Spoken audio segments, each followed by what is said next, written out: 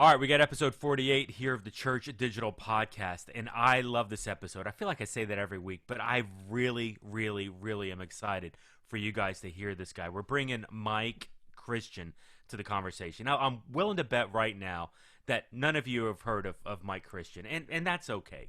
Mike Christian's really not an online guy. He's not doesn't really float around those circles. What he is a missionary. The first time I met him, an executive pastor introduced him to me as the guy who got kicked out of India for planting too many churches. And I got to tell you, I was floored at that. But what came of that initial conversation and subsequent conversations became a really good relationship as I sat and learned multiplication, as I sat and learned disciple making, missiology in context of these international countries. Now, what's really interesting, and I challenged Mike with this, and we're going to talk about it in the podcast, is a lot of this missiology, a lot of this disciple making that he was doing internationally. What if we applied it to church online? What if we looked at church online in that same context where we are out there planting churches, utilizing online technology, utilizing Zoom? How would that affect us here locally, domestically here in America? How would that affect us internationally? Where could we see the gospel spread in areas that we as a church may not be able to get to physically? It's this really scary, fascinating conversation as we're seeing the pieces start to come together.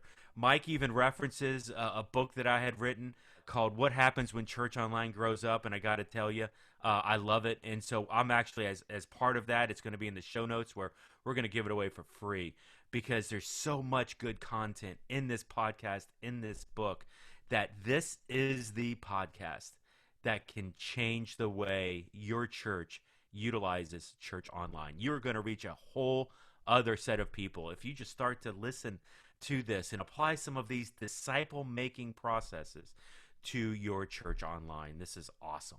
He literally talking about how discipling somebody on another continent and how that's affecting hundreds of churches as a result of being obedient just to train one dude. This is a crazy conversation.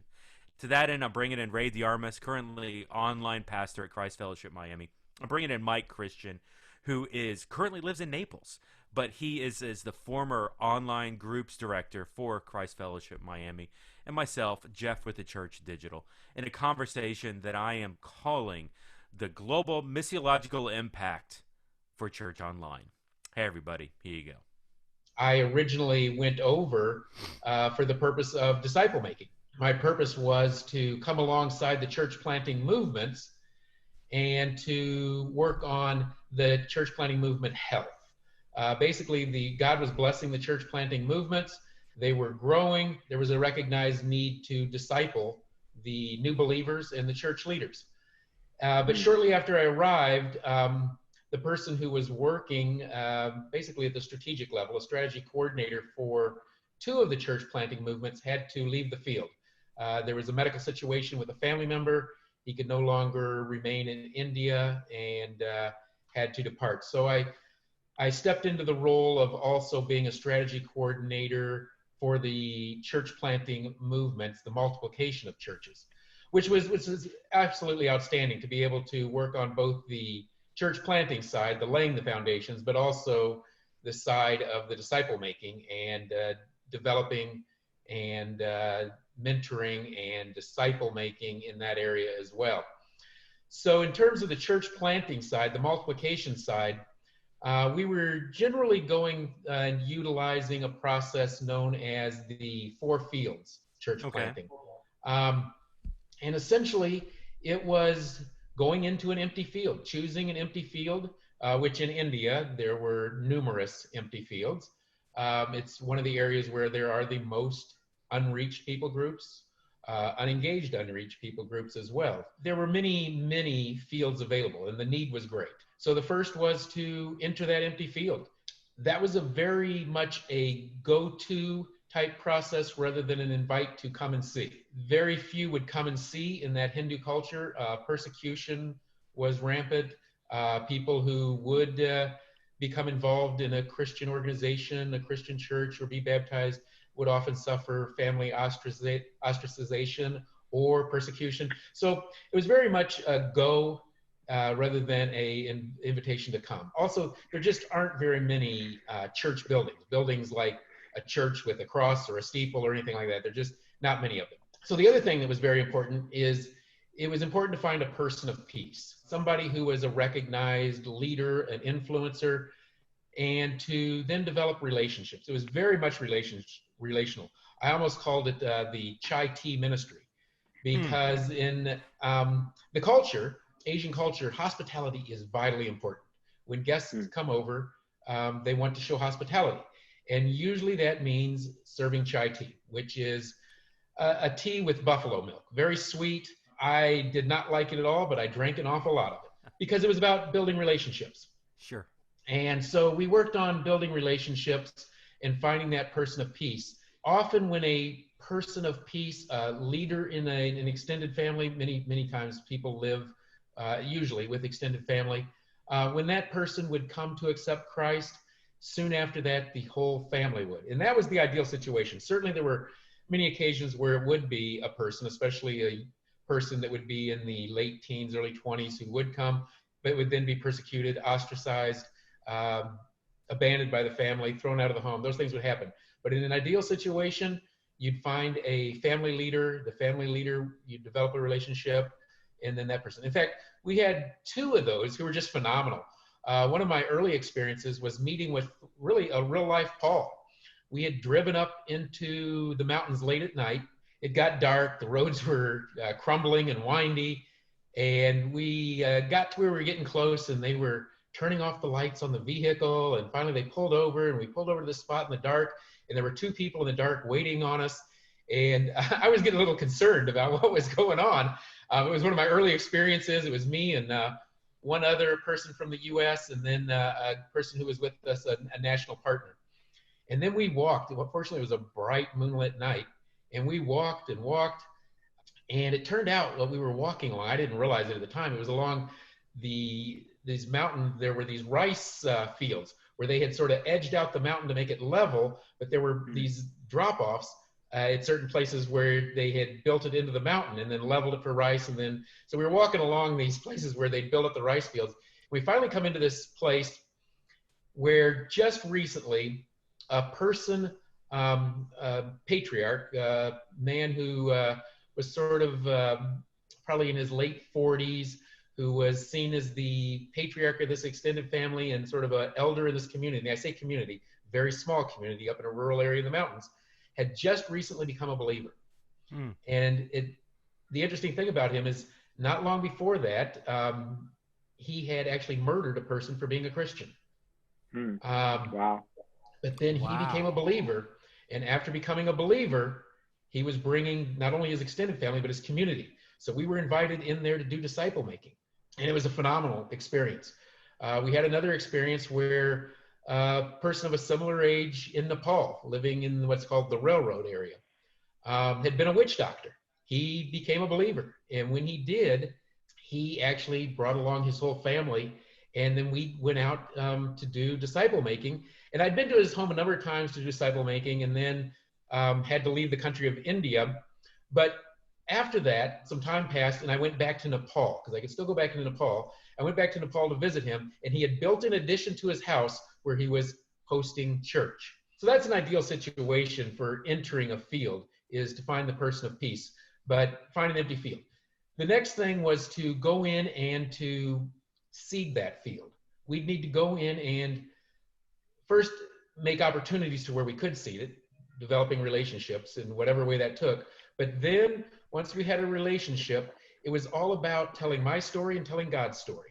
It was all about giving our own testimony and then giving a gospel presentation. Not only because of the cultural and the language barriers and those type of things, it was very important to keep it simple. Not only for getting our point across, getting a comprehension, but everything we did was with an eye towards multiplication. We weren't just wanting to share the gospel, we were wanting to share it and then have them share it and then have the people they share it with share it.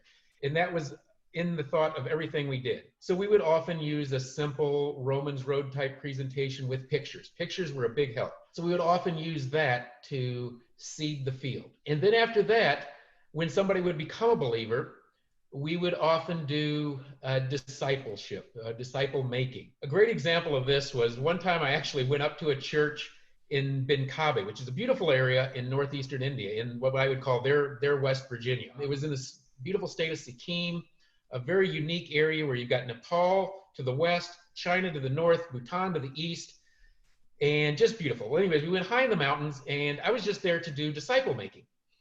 And I was at actually a structure that was used as a church. We were doing our first night of disciple making, and an elderly man showed up to the disciple making course. We were teaching from the book of Exodus. We were teaching about God setting his people free.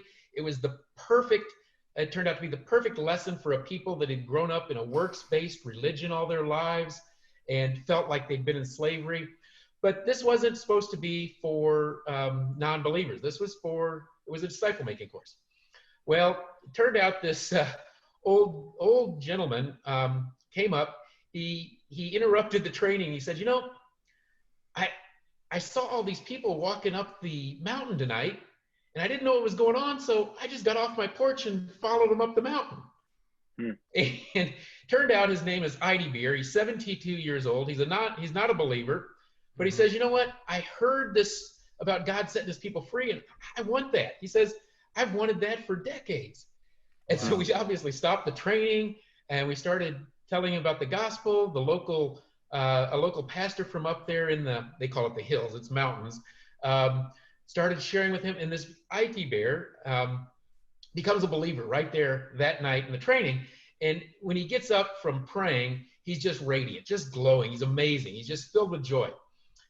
And then in less than a week, he had gone and led his wife and other children to become believers and brought them to the disciple making courses. It was just fabulous. We see that the disciple making is important, but the disciple making, it always had to be replicable. It always had to be with an idea towards multiplication. We also found that when it came to disciple making, we needed to make it to where it was very relevant to the people who were hearing it. So for example, it's an oral culture. Not only many of the people are illiterate, but even those who read, they like stories. That's how they pass down traditions. That's how they do lessons. And there were many advantages of that.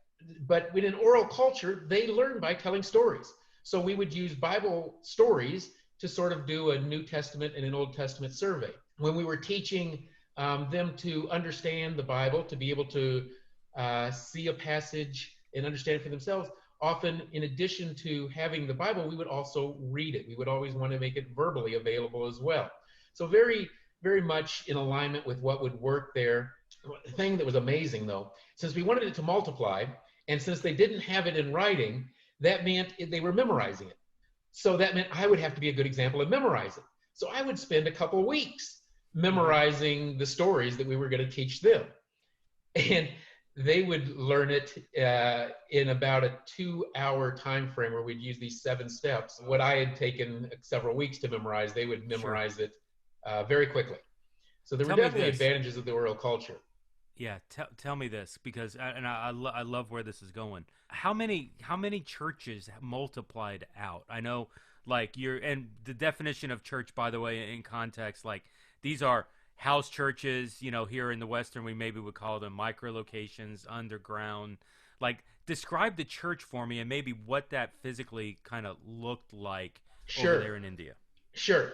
Okay. So there were some places that actually had a building that was called church, a small building, often made out of bamboo, often on the side of a mountain.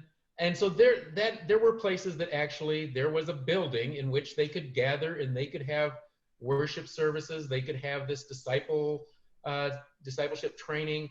They could do those type of things. But that was the exception. Most of the multiplying churches would meet in somebody's home, or often, for example, if we were working with the Adivasi people group, that's the untouchable people group that work in the tea fields, church would be in the tea field.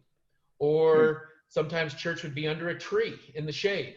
Sometimes church would be just in an outside area by the field. Church definitely was not defined as a building or a place.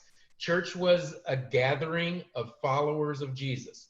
Church was a gathering of people who would come together unified by their love of Jesus Christ and their desire to follow Jesus Christ and to worship Jesus Christ and to obey the teachings of Jesus Christ, whatever that gathering would be.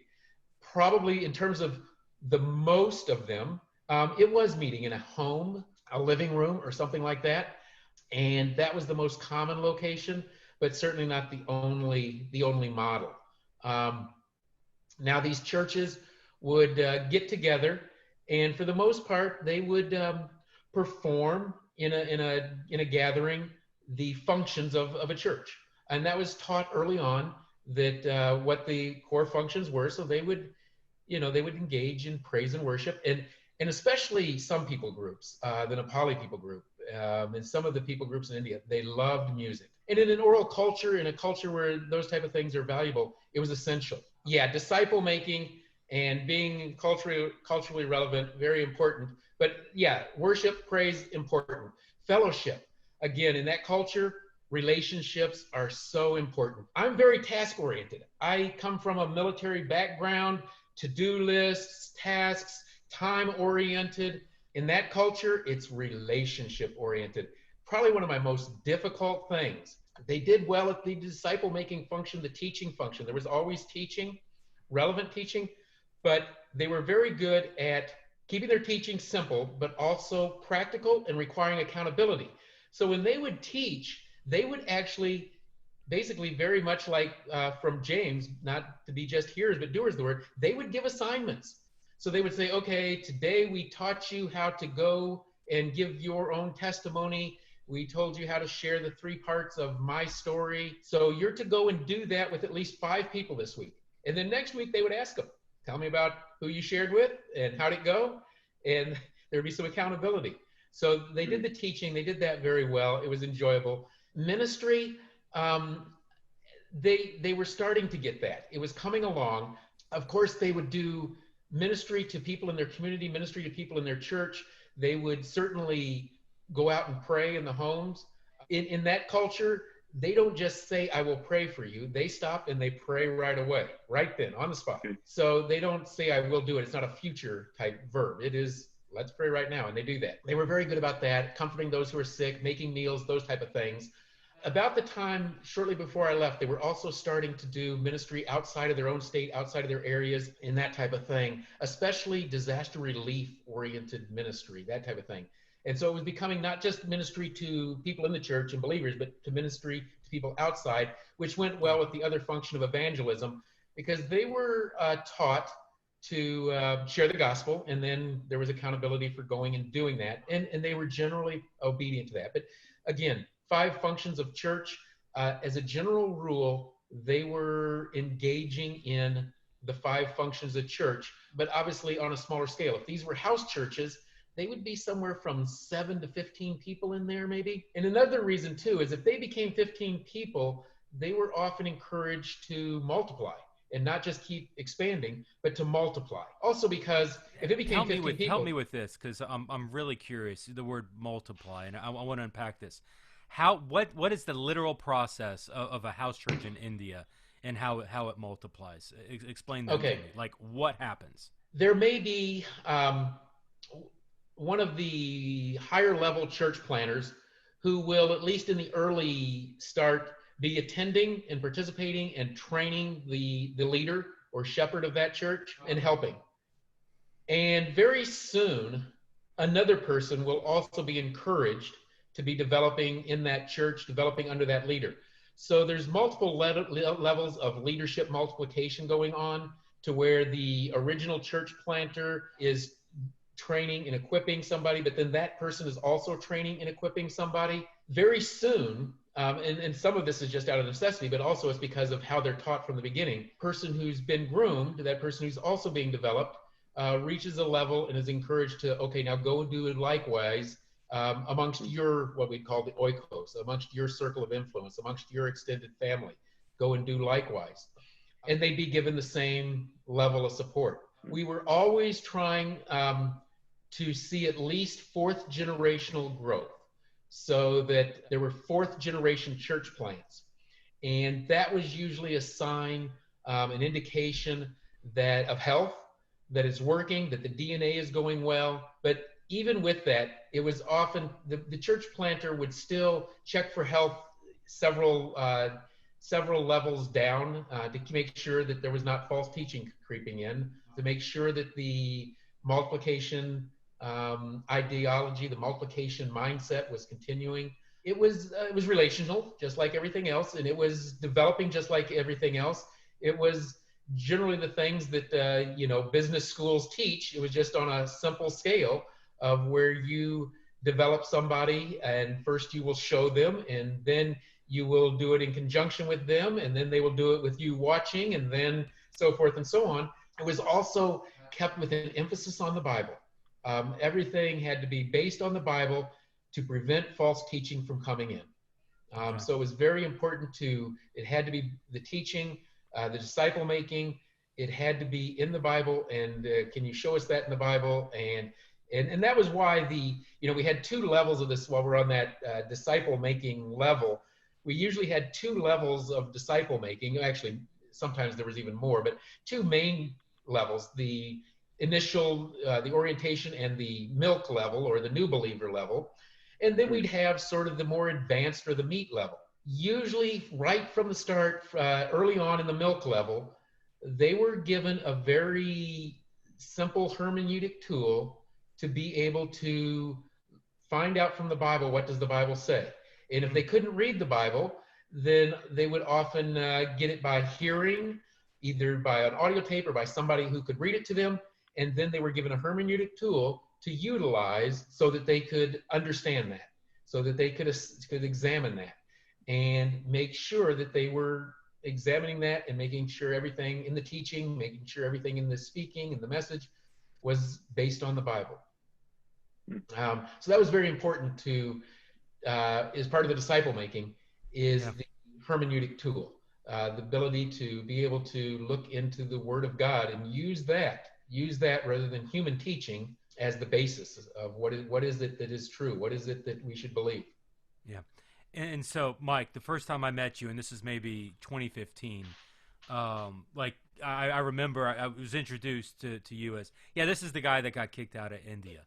And evidently, like, I'm like, what? And he's like, yeah, they removed his passport. He's no longer allowed in the country. I mean, tell us a little bit of the circumstances around that. Like, as I'm recalling, you were literally kicked out of the country for multiplying too many of these churches, for creating, like, what happened to cause that? Right. So before I went to India, I got a passport and a visa, and my visa for India was for 10 years. So it was a multiple entry 10-year visa.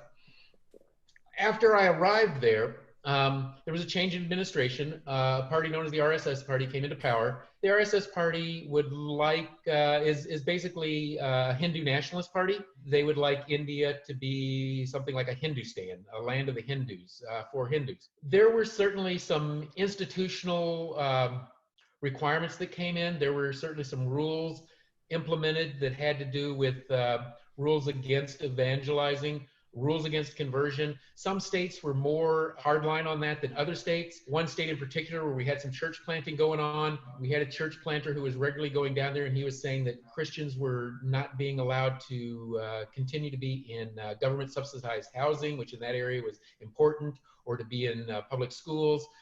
There was a church planter who from that state, who also reported that he had seen banners and signs where they had put out their goals, and they had 2020 goal to be Christian free, 0% Christian by 2020. Things like that. There were some states where it was just not receptive, not open, certainly to hearing the gospel, and where it was more likely that people would be persecuted. There were certainly those type of things going on. People sometimes who would come to a training or would go to a Christian event at a house might be persecuted. For example, one place I was teaching a 3-day Bible course. Most of them at that course, there were a few who were older, but a large number were just high school age. And so a bunch of the high school students had gone to a Christian meeting at home in the evening. They came back to the teaching the third day. It was on the second day of the teaching in the evening that they went out. They came back to our teaching on the third day, and they'd been beaten that previous night by a Oh mob. man. They said, yeah, they'd been beaten by a mob, and it was found out after that it was actually their parents who had organized the mob, did not want them going to this gathering. And all of them, every one of them, came back to the teaching the next day and said, well, we want to keep hearing about Jesus. So we regularly encountered that. As I said, we were very practical in our teaching. We would do disciple-making camps, entire camps, but we'd send them out. Pastor Jorge, that I know you both know, was a speaker by Skype at one of those camps, and he spoke on evangelism and the Great Commission and going out and sharing. And 5 of the young men who were at that camp, when it came time for their time to go out on their practical and to go out and share, they crossed the state border into another state, one of the states that's not very receptive, and all 5 of them got beat pretty badly, came back with bruises to the camp for going out and doing that. So we would see that a lot. I began to have more and more questioning when I'd have to travel, if I'd have to go through a major airport, if I'd have to travel, if I'd have to go out of the country. It would take longer and longer. We also had other missionaries over there who had been there for long periods of time, but their visas were no longer being continued when they were coming up. We had actually quite a few living in India in the same area. At this time, today, none of them are living in that area of India, and only one of them that was still there is still in India now. So people were having difficulties with their visas, getting renewed visas. Much of my work was up in remote areas, up in the mountains. They call it the hills, but way out in remote areas in the mountains. But I had a base area that was in what was called a second-tier city, a fairly larger area. It was in a apartment complex, a very large apartment building. We would have gatherings there, and we would sing worship songs, and we would pray. And so I would make most secret of it. There would be Bibles in my apartment, and certainly the landlord would come by. My next door neighbor, interestingly, he was a Hindu, and he would worship. He would post his idol on a wall, and he would hang it up there on the wall and then worship it. And he'd have his door open, and you'd hear him worshiping over there. One time I went over to Thailand for a missions conference. So I had to leave the country. I flew out to Thailand, went to the missions conference. I was coming back to the second-tier city where I was based, and had flown into the airport along with other Western missionaries who'd been to the conference. When I came back, they detained me at at customs there. It's kind of interesting because at that same airport, I had been stopped on the way out, and they held me for quite a while. But then let me go just in time. I barely made it on that plane to Thailand going out. So then when I came back in, I thought, okay, it's going to just be the same thing. But then they kept bringing in more and more senior people into the interrogation. So it started getting pretty crowded in this room, with more and more people coming in to interrogate. During the interrogation, they were very strict, and they were very firm. They seemed to know what they wanted. But they were not wanting to share any information at all. And so the interrogation went on for quite a while. And then they decided that they were going to hold me overnight. I was left in the room with one of the interrogation officials, and they were always looking at their computer screen and information. And he shared with me that they'd been looking for me. This was in July. So this was in middle of July. And he shared with me that they'd been actually looking for me since May, a couple months earlier. But he wouldn't share why, he wouldn't reveal information. So I was kind of surprised that he actually shared that with me, that they'd actually had me on their radar and had been looking for me for that long. Yeah. Finally, after holding me overnight, they said, okay, we are canceling your visa. You are banned from the country for life. And you're required to sign this statement acknowledging that you're banned and that you will not return to the country. Then they said, since I'd come in from Thailand, I had to go back to Thailand. It was a process. I was not allowed to go back and get my belongings. I was not allowed to go back to my apartment. So I had to basically leave with what I had with me. I flew back out to Thailand, and it just happened that one of my mentors in missions, a person whose place I took as a church planter in the country, as I had mentioned, when he had to leave for a medical reason for his family, he was in Thailand. And he said, I always told the people who were working in India. If they ever got thrown out of the country, I was going to buy them a meal. So let me buy you a meal here in the airport. And so he took me out to eat in the airport. So I flew to Big Thailand, spender. and then I got a flight to Qatar, and then back to the U.S. So did they ever give you like clarity of the reason why, or? They did not give me much explanation at all. They were obviously wanting to put on a very strong front, a very forceful front, and come off as, you know, in this interrogation mode, the mode where they wanted to pretty much intimidate. It obviously was one of the times I often would have to conceal, you know, a Bible when I traveled with a Bible. And it was always interesting that that's what they would find in my backpack is the Bible, no matter how well you hid it.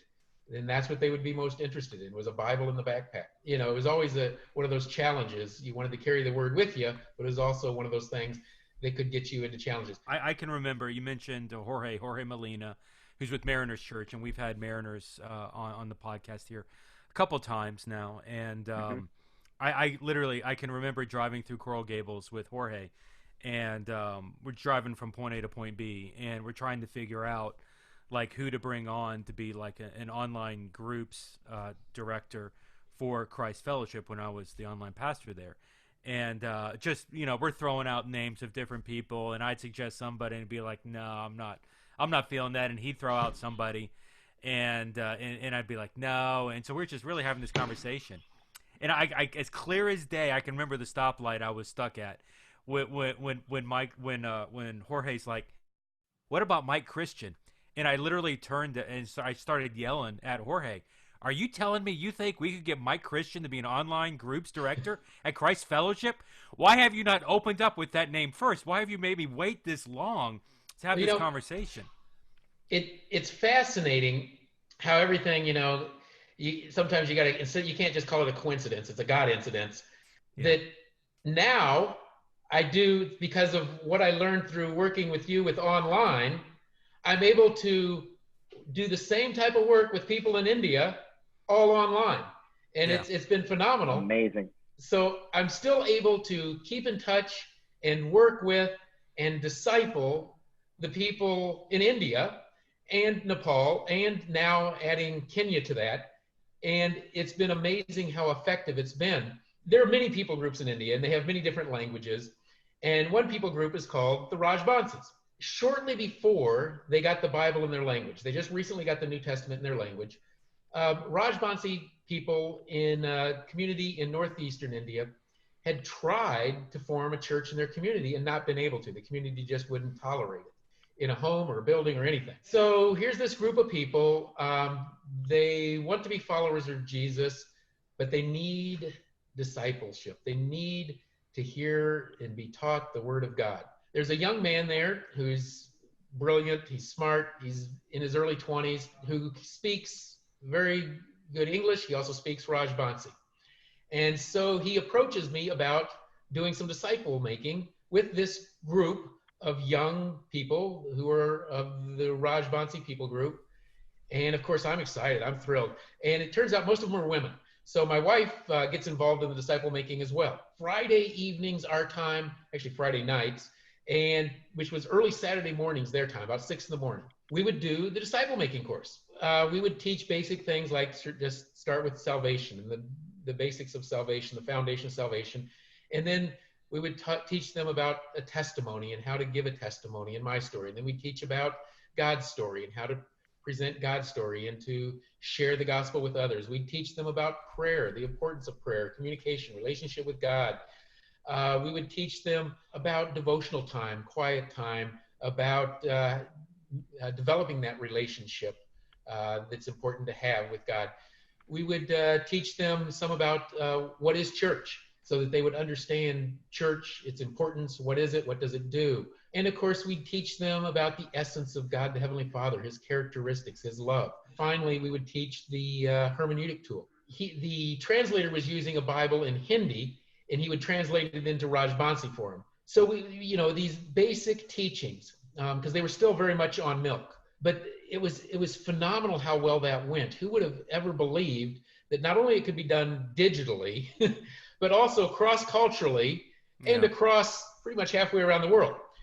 we actually were able to even do some of the practical things. So whenever we would teach something like give my story, well, everyone on that side would be given each individual an opportunity to stand up and do my story in front of the group. If we were doing the Romans Road Gospel presentation, every person would be given an opportunity to stand up and practice presenting that and drawing the picture that goes with it. And they would stand up and present it to the group, and it would be on the video, and they would have their drawing, and they would hold up their drawing. So we were able to, do that and give feedback. It also, there were times of prayer, there were times of fellowship, there were times of worship and all of that. But most importantly, it was disciple making. And it was just phenomenal how well that worked and how well it met a need for that Rajbansi people group at that particular time, when they did not yet have even the New Testament in their own language and did not have a church. But yeah, it was just phenomenal. And again, it was that perfect blend of what had happened in India and what had happened with you online coming together. But another great story too is, and this goes to the multiplication side. When I went there, I said, I really went there to do disciple making. The original plan, the original request was to try to teach this course, which consisted of 6 courses with 30 Bible stories, and to do so to 6 different locations. Now, each time I went to tell a story, it would take maybe 3 or 4 days in a location. So what we would try to do is get to the 6 different locations maybe every other month. So as we began to do this, it was going well. The people who were receiving the disciple making training were loving it. As we reflected at the end of about a little over a year, we saw, okay, well, we've now reached 6 or 7 churches. Okay, and it was great for those 6 or 7 churches, and they've been well discipled, and they're doing great. But you know what? These church planters, we're working with 4 different church planting movement networks. Each network is starting about 3 new churches a month.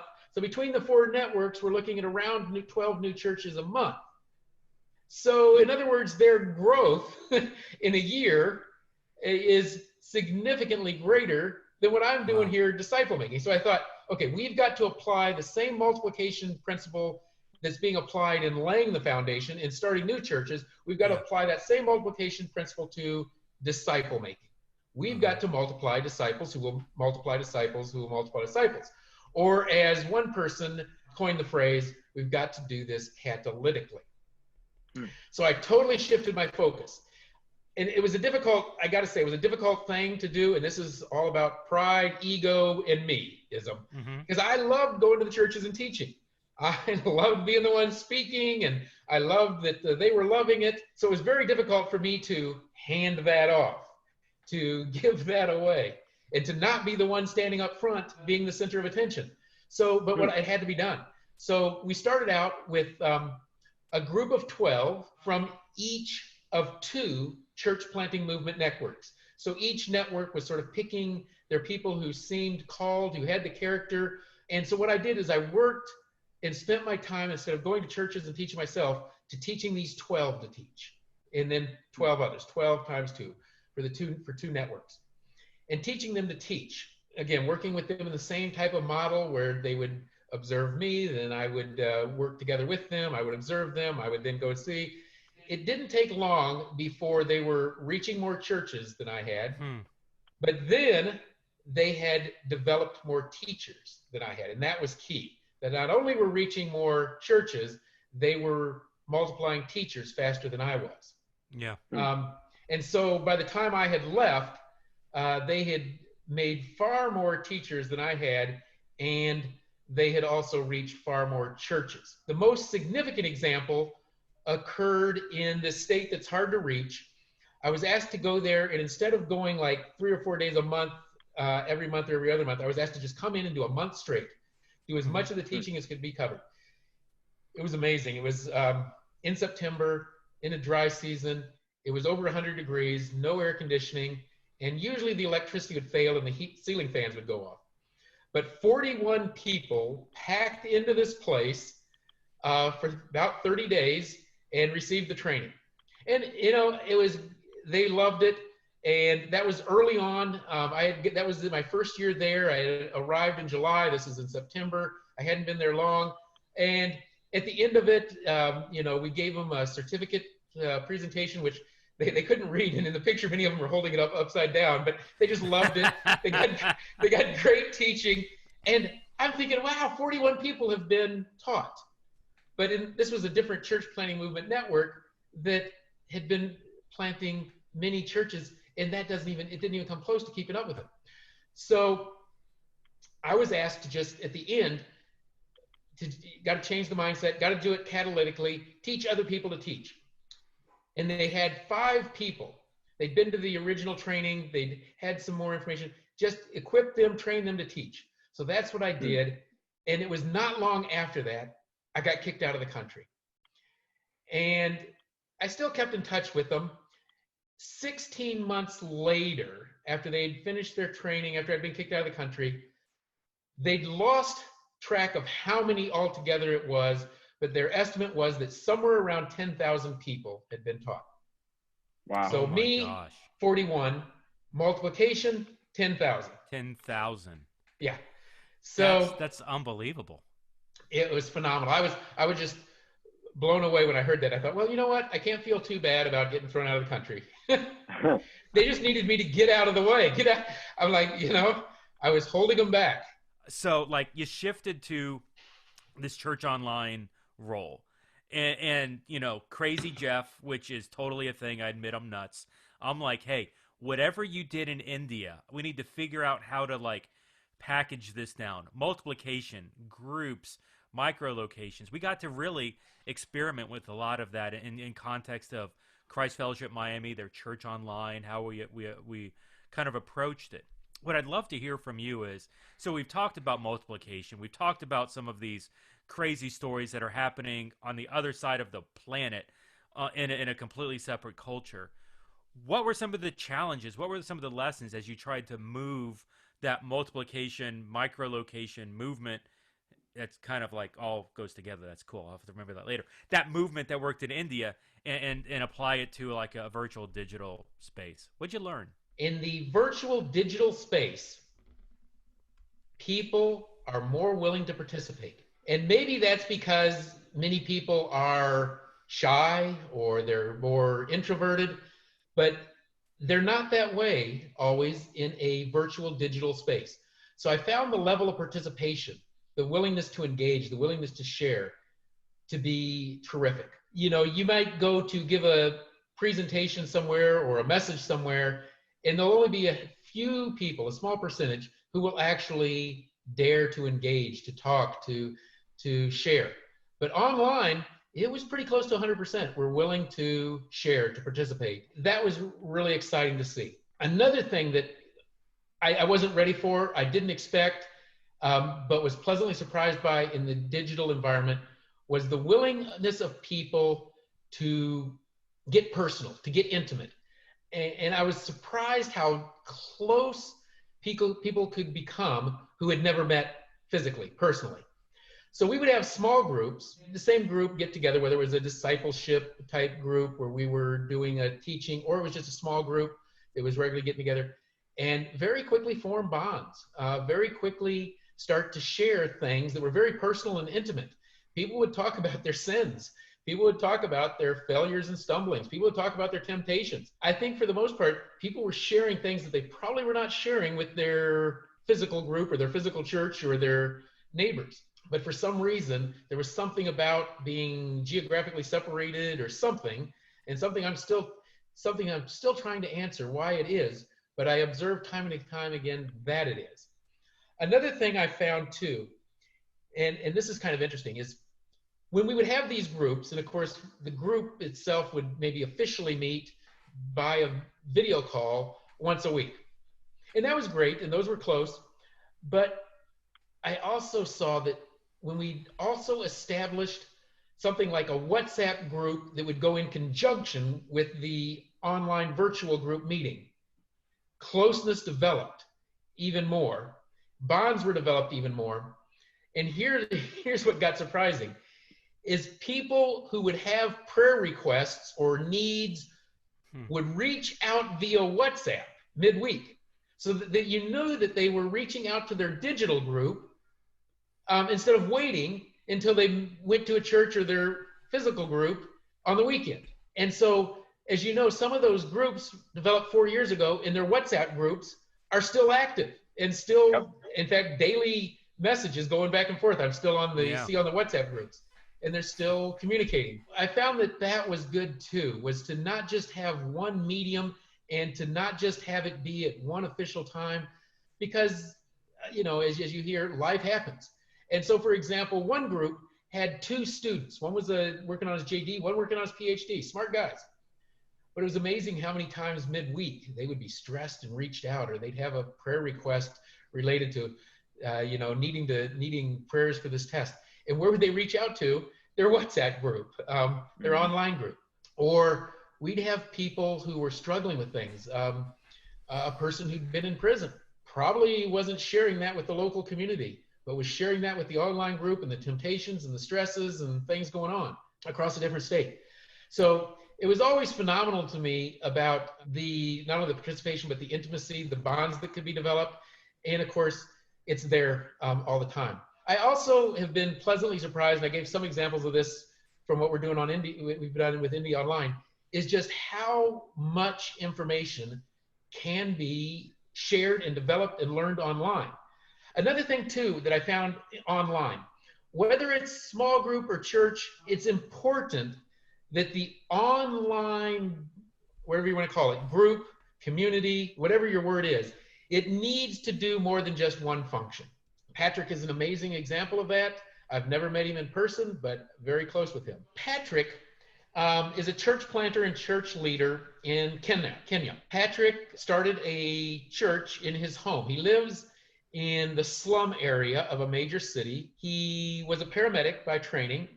He started a church in his home, and it grew pretty quickly to where it could not be contained within his home. They couldn't meet in his home.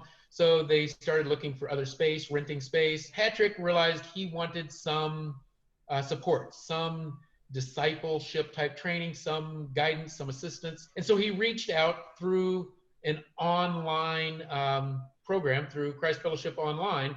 He entered a connection card. What he wanted was not money, but training, teaching, guidance. And so I started working with Patrick. Patrick went through sort of what we would call the orientation course, which was just one session, and then went through what we call our milk course, our initial for new believer type course. Although he was not a new believer, he went through that. And then we started into the meat type course. And at this point, some 3.5 going on 4 years later, Patrick and I still get together once a week, Sunday mornings. It's usually early Sundays my time, but then late Sundays his time. Usually we alternate with 1 week we're doing teaching that he can then use to teach the church or teach Bible study groups there. He will multiply it. In the alternate weeks from that, we are studying a Bible passage associated with that teaching. It's associated with the story. And we go deeply into the passages using a hermeneutic tool. So sometimes we'll get through maybe 6 verses in an hour, but he'll come away with a great study of that passage, which will also result in an outline for a message to give his church. It's a sermon outline. So we're doing that as well. We actually now have more than just Patrick participating. There are also people from India who are participating. So we've got people, 3 different continents, multiple languages, but we're coming together, we're studying the Bible together, and these are all church planters, church leaders, and these are getting to be very informative because, as you know, when you study the Bible alone, there's value in that, but when you study it with a group and God gives some revelation, some insight, some wisdom to each person in the group, and then you share it, everyone's knowledge expands, everyone's grows. So we have that, but also they're coming at it from the perspective of a person in a major city, in a slum in Africa, and people in remote areas in the mountains, unreached areas in Asia, and in North America. And I find that I am learning a great deal. Every time we get together and do this Bible study, every other week when we do the hermeneutic tool, it's amazing how much I learn, even from passages that I've studied and taught in the past. It's always valuable, and always I gain new insights and revelations. Right. Mike, can you talk about how that's making a missional impact on where Patrick is currently? Because a Sure. lot of people think, and this is something that, look, don't get me wrong, I love mission trips, and I love that stuff. But this has the potential, what you've been doing with Patrick. You've been giving him training, you've been doing all this stuff, and you're not even set foot in Kenya. And now what's resulting in his home country? Patrick is taking that teaching. He is teaching others to do it and to teach it. He's developing people in his church to become church leaders and church planters, but also other members of the congregation. So, for example, we are teaching him not only to teach the stories to his church, but to teach those people to teach it as well, to multiply them. We didn't know this was going to happen when we started, but after we started teaching Patrick these courses and this multiplication and 4 fields church planting, Patrick was invited to a leadership summit for pastors in Kenya.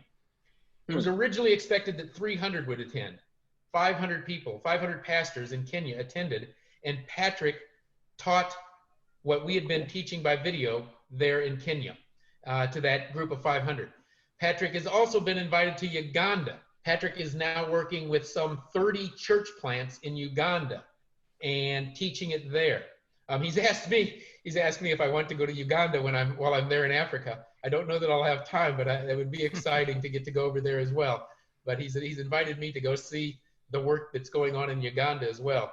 Patrick he's in a unique position as a paramedic in an area that's a slum area where people don't receive medical treatment. Patrick has a ministry where he ministers through his medical skills to the orphans there who are living on the streets in this major city. And it gives him a great opportunity to share the gospel. But his church is able to come alongside and to learn and to value this as well. When we teach, for example, the Romans Road method of teaching the gospel, it's always encouraged that, Patrick, this isn't just for you, and it's not just for your church. It is to go out and tell it to everybody, to multiply it to everybody. And Patrick has been incredibly obedient doing that. And some of the things that have been happening are just, it's Ephesians 3:20, exceeding abundantly above all we could ever have imagined, some of it. So I'm looking very much forward to actually in April seeing it. But so far, as has been mentioned, I've never personally, in shaking hands type of meeting, met Patrick. But we continue to get together. What an incredible story of. I mean, listen, I was the one who first got the card, and as I've mentioned before, like, I thought it was spam. I mean, like, you get like the email from the prince in South Africa who needs $2.4 billion, but if you give him 100,000, he can unleash the whatever, and then he'll pay you back plus.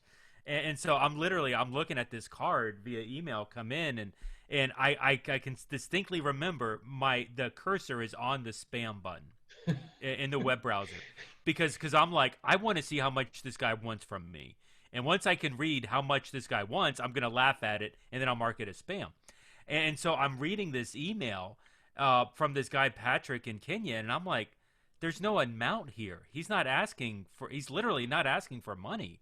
He's asking to be discipled and to see, okay, let's see what happens. And just being obedient with that one relationship that's gone, 3 to 4 years at this point, if not longer, Mike. Yeah. Man, it's powerful to see how God has used that. And honestly, part of me is like, man, this would be inspirational for others.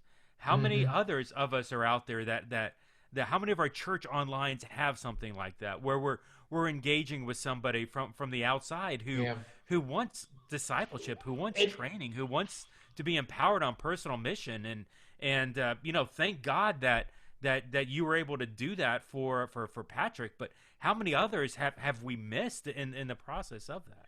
I think that's a really important point, and actually essential, in that there are numerous others, and the need is even greater than what we're reaching. What is needed is not some great expertise; it's just willingness. This whole, whatever it is, 3.5 to 4 years, really the cost has been zero. It's been time, but it's paid back in terms of my learning and growth and the spiritual blessings. It's paid back great dividends, but there hasn't been any expense to the church at all, really. it doesn't cost a thing. And it's a phenomenal, the results and what's being achieved. The growth in Patrick has just been amazing. He's gone from the initial course to where he's now not only teaching that course, but teaching others to teach it.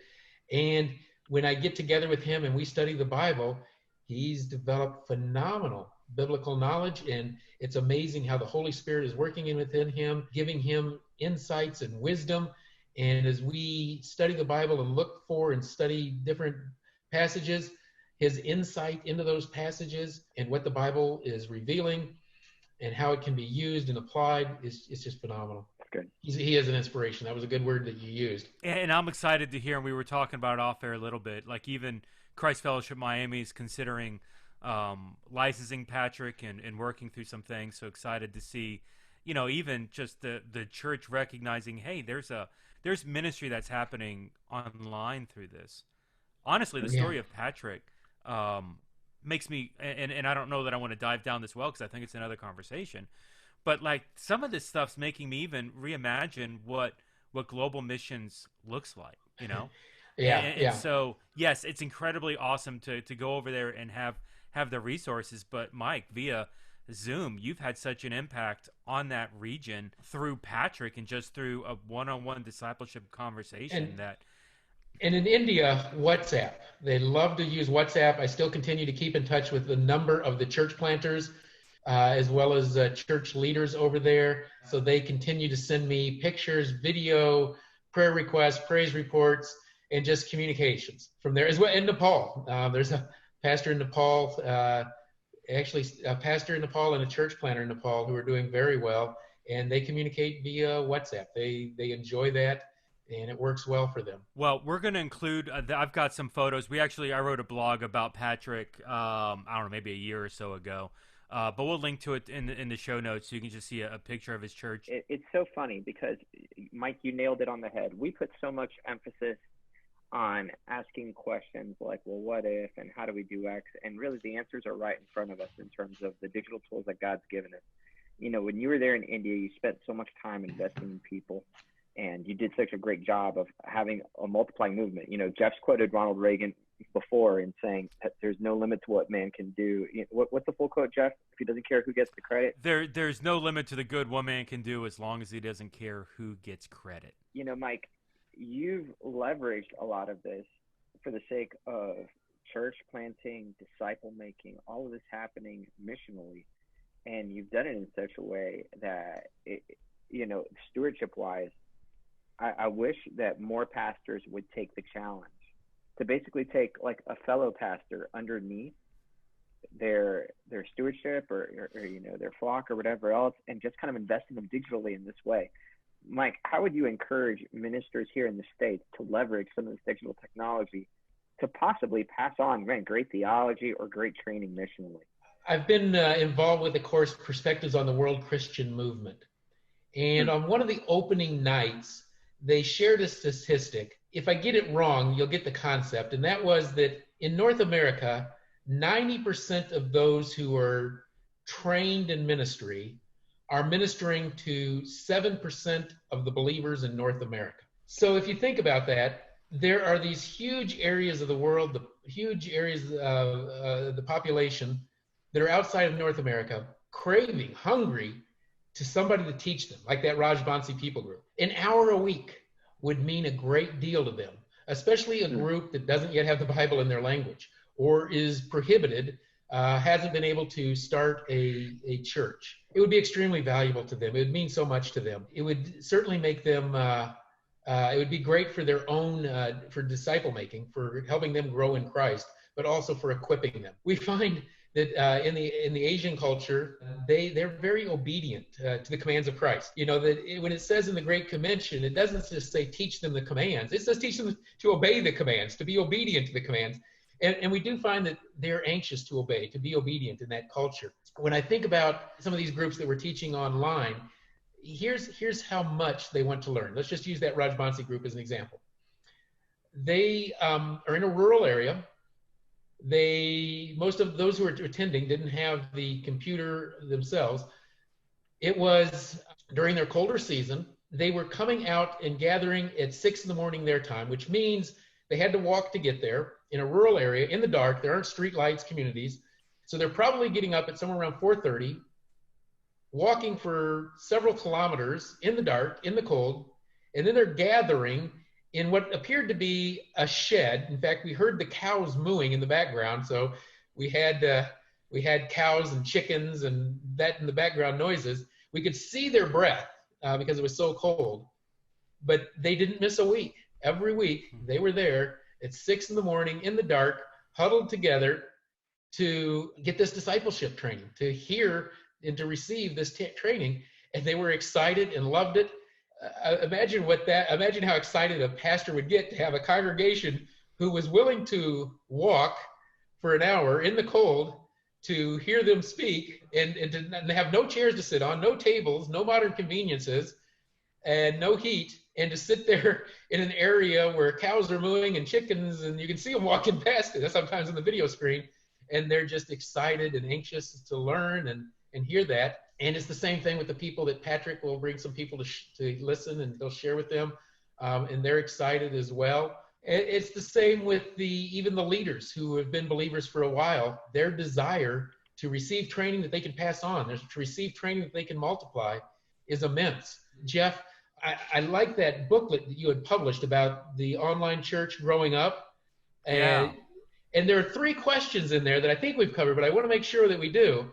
One of the questions is it possible to share Christ's love with someone online?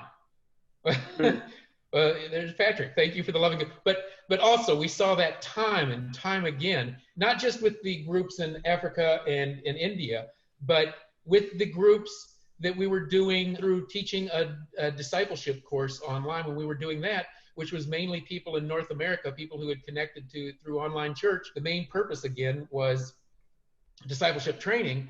But again, we tried to do those other functions, and people turned to that. They bonded, and to the point that long after that discipleship training was completed, the WhatsApp groups are still going. They're still submitting prayer requests. They're still bonding and loving and doing the one another's. So yeah, I'd say the answer to that is a resounding yes, and they can do a lot of the one another's online. The second question in your brochure, your book, is what about creating biblical community online?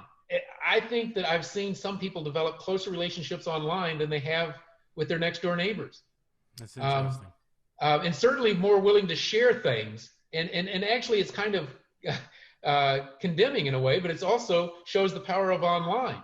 That we had people who felt closer to this online person who doesn't even live in the same state than they may from the person 3 doors down. Mm-hmm. And certainly communicate with them more frequently, share prayer requests with them more frequently, share their trials, tribulations, their stresses, their stumblings more frequently. So I think that word community is right on the mark. It's definitely, we've seen it happen. And can true discipleship happen virtually? Seen many examples of that, obviously, both at the milk level and the meat level, both with initial discipleship with that Rajbansi group, to the point of working with people who are church leaders, church planters, and even to the point of developing sermons to where it's almost become a homiletics tool, even not only sermon prep, but we'll get together with people like before Easter. We always make a point of, hey, everyone from the Indian church who's giving a sermon on Easter, let's do it online with us here. And let all of us look at it and give you feedback. Patrick, same thing. Do your sermon online and we'll all listen to it and give you feedback. So even that's happening. People who are pastoring churches are valuing it. Yeah, it works well. Well, first off, I want to thank you for reading my book. I mean, like, other than you and my mother, it's a very small list. So Ray shaking his head. So maybe there's more than I'm on the list. Okay, all right, you're good. But so thank you for that. But it brings up, and honestly, that was and we'll include link in the show notes. Right now it's $5 on the website. I've been wanting to give it away for free and change it, so we'll just link to it where you guys can download it for straight, because information's free. Go change the world with it. But that really is a piece of the story of kind of how we at Christ Fellowship Miami, the questions that we wrestled with in this process of how do we apply discipleship level multiplication strategies. And I love how you're separating the milk from the meat, because that was almost unspoken within the book, and sensing some of the things that we struggled with during that season of Christ Fellowship Miami, as we were multiplying and growing and almost learning, while no one else was really, or very few people were doing it. People were asking questions. I believe this. There were tons of people in those days that asking questions, but leadership wasn't, in many churches, in many facets, they weren't on board with it yet. It was really a bleeding edge tech. Fast forward, 4 or 5 years later, there's a lot more churches that are doing microsite. There's a lot more churches that are even doing, a global strategy in context of that. Some of the things that we're wrestling with right here, man, I think this changes the way that churches look at global. We see Christ Fellowship starting to do global campuses. Westside Family, Jason Morris, who will be on a podcast later. We actually had to re-record. We did pre-recorded podcast with him super early because he's going to be in Africa as well, working with partner churches and things, because they are through Westside Family has this same thing where they're starting to mentor and develop and disciple and train natives on how to do a micro church movement over there. Some of the systems that they're using here, they're implementing there overseas. And that's not like white man coming to save the day, because I don't want to be the guy that says that. I truly, from a missiology standpoint, I don't believe that. But I think that we can train others to train. And so the more that we can empower either people in our own pews or people on the other side of the planet on how to utilize and spread the gospel, utilizing some of these online tools, I think the better the world is going to be for the cause of Christ. We shouldn't be thinking of it as an either-or situation, online or physical. It's not an either-or. And no two may be the same, whether you want to call it blended or mixed or anything. But the important point is you don't need to make these barriers. And this was something that I didn't know at first when I started online. I was in this either-or. We're online, we just do online. It didn't turn out that way. It turned out to be and to evolve and to grow in its own way almost organically, which is important. So, for example, there's that church that was started through online, but then in New York. Interestingly, that wasn't just online. So, for example, when we were doing some of the discipleship, we may have myself online, I wasn't in New York, and we may have one or two others online, but the vast majority of people were getting together physically and watching and doing the training together physically that we were, presenting online, but they were together in a group. And sometimes they'd get the entire rest of the people who were going to receive the training, who were going to participate, together in a group, together in one person's house. So we had some online, myself online, and everybody else not, or they'd have a mixture. I work with a church planter who is in sort of north central India. I will teach him something, he will practice it, and then he'll go out and do it that week or the next week, or teach it to others and teach others to do it. And then we'll come back in another week and we'll do the same thing. I'll teach something and then he'll go out and multiply it that week and then come back. So it's very blended. I'm not there, he's there. I'm teaching it to him, but teaching it to him in a way that he can go teach it to others, and he's there physically. Patrick is sort of a blended as well, in that we certainly do a lot online, but a lot of what we're doing online, he then goes and does through Bible studies, the church in his city, through leadership conferences, and churches outside of his country. So it's not purely online, it's not purely physical, but in a way, the online teaching, the online disciple making is having an effect in a city on another continent, in the physical world. The good news of this, and this is just the truth, and Mike, you alluded to this, it's the power of being connected every day.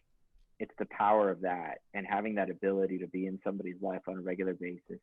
Mm-hmm. It's that kind of thing that draws us together, that keeps us together, that despite time, despite circumstances, whatever else, it's to know that people are in your life and that we can leverage technology in such a way to help facilitate that. That makes it powerful. And God willing, as church movements continue, as these things happen, that technology can continue to be used just as a tool in the arsenal of folks to help disciple others. It's not that technology is the all-encompassing thing. It's that it's a tool to help disciple others and to help keep in communication and in community with them. Man, this has been a great podcast, Mike. I could listen to you tell stories all day long, and there's a lot to learn from a missiological level, from disciple making, multiplication, and even how we've started to apply some of these principles to an online environment. It has just been awesome. You said it was funny. At some point, you were talking about one of your Indian cultures. And you mentioned, oh, well, they're very relationship oriented, not task oriented. Was the language of that, and that's really the stance that Church Online needs to take, and the church needs to take in digital spaces. Yeah. Developing those communities, developing community, allowing other people, multiplying them to allow them to create community in digital space. And so, like, there's so much of this principle that can be carried over and applied to our online churches or to our digital churches as well. So, man, Mike, thanks for the time with this. Ray, any thoughts as we're landing the plane here? No, Mike, I agree. I think Mike needs to start his own podcast, Story Time with Amen. Mike, and I'm here for it. So when the spinoff podcast happens, I want it to be there as part of the Church Digital Network. That'd be great. Straight up, could you imagine that? Like, maybe we need to have that conversation, because there's so much wealth of information in this that there's no, like, this has been a 2-hour conversation that I'm gonna have to hack down to get like into an hour or so. Like, maybe I should split this into multiple conversations, or maybe we just need to get Mike to like do his own thing separate and figure that out. So yeah, we'll have to talk to Stadia, see what they think about that, but we'll continue that conversation at some point. So, well, awesome. Hey, Mike, man, any last thoughts as we're wrapping up here? Just wanted to thank you both. I've enjoyed it immensely and appreciate all that you're both doing. Very grateful, and thank you very much. This has been a very enjoyable time getting together. Yes, sir. You are a pleasure to work with, to hang with, and I could literally spend another 2 hours just talking through this with you. But my Microsoft Outlook, I'm moving the Microsoft Outlook. I'm in pain. Oh my God. But I'm sorry, but my Microsoft Outlook is blowing me up right now, saying that I've got to go. So, for Ray, for Mike, this is Jeff with the Church Digital. Thanks for joining us again this week, and we'll see you next time here at the Church Digital Podcast. Y'all have a good day.